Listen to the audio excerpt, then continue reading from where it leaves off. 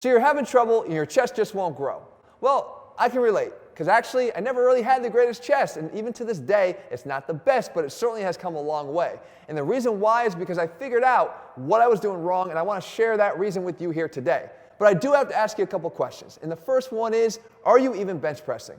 You see, this foundational exercise has to be a part of your program if you want to give it a fair shot and give your chest the best chance to grow. And if you haven't done the exercise consistently for at least the last year and a half, then you really can't answer that question just yet.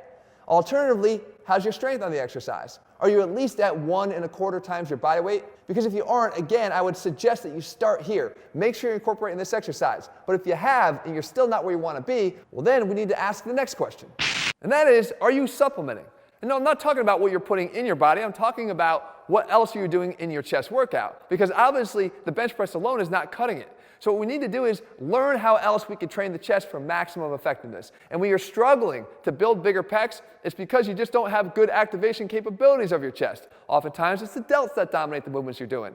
So what I encourage you to do is find exercises that can actually help you to adduct the arm across the chest. Not just towards midline like we get with a bench press or maybe even a dip or a push-up, but actually bringing your arm across the chest. Because when we can train the chest to become more active, to engage it on all the exercises we do, well, that's when the growth starts to happen. If we don't have access to a cable machine, then we would do something like a floor fly with dumbbells. Again, I like the floor fly because we don't run into the same vulnerability to the shoulder that we do with the unsupported bench fly. But if you're doing some version of these adduction exercises and your chest still won't grow, well, at that time, we got to look in the mirror.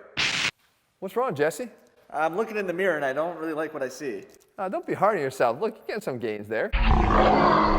But he can actually help us explain what's going on. So when you're talking about the inability to grow a bigger chest, at some point, you have to look at your genetics. Now, before you go and start hating on mom and dad, hear me out. What we're talking about is just simply how much chest muscle can you grow? Because no matter how much Jesse tries, or myself, we're never going to look like Larry Wheels. Come to think of it, not many people will look like Larry Wheels. But we have to look at the skeleton to understand why that is. Different skeletons are going to have different genetic potential to add muscle. If your clavicles are only this long, you're not going to find this type of skeleton in a guy like Larry Wheels because his are likely to be a lot broader, a lot longer, and as they get longer, you have a lot more room for chest muscle to attach to. So when you have a smaller frame and a smaller skeleton, you're genetically going to be limited to the overall size of your chest. But before you use that as an excuse, understand that every single chest can look good if properly trained. Now granted, it may not be as ridiculously full as Larry's, but you can still optimize what you have. A good lower pec line, good middle chest definition, and of course that upper chest ridge. But in order to do this, we're going to have some things that you're going to want to make sure you're definitely doing in your workouts. And it starts with just simply accepting the fact that, yeah, maybe you have a little bit of genetically compromised pecs here, but it doesn't mean there's nothing that you can do. As a matter of fact, if you learn to compartmentalize your training, well, that's where the gains come true. Because you can look back at that bench press and just let it be a strength exercise.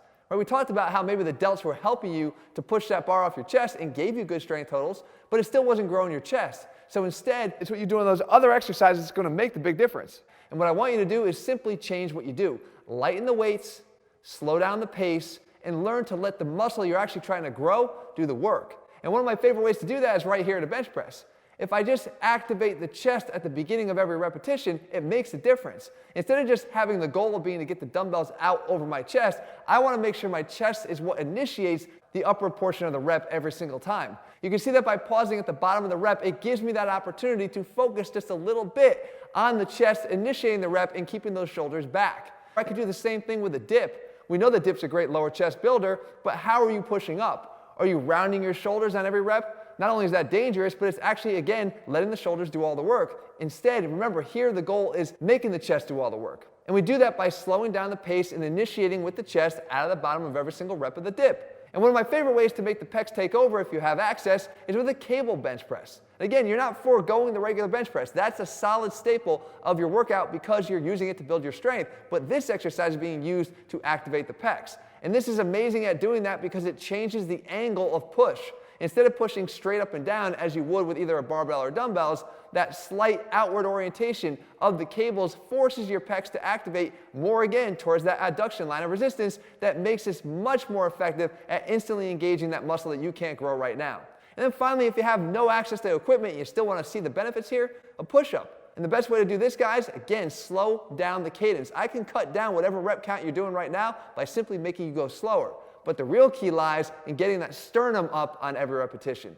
Feel as if you're lifting it up as you squeeze your body off the floor rather than just simply pushing yourself off the floor. When you change the way you do the exercises you're doing, guys, the effect is entirely different. And when the effect is changed and the activation of the pecs is increased, that's where the real gains start.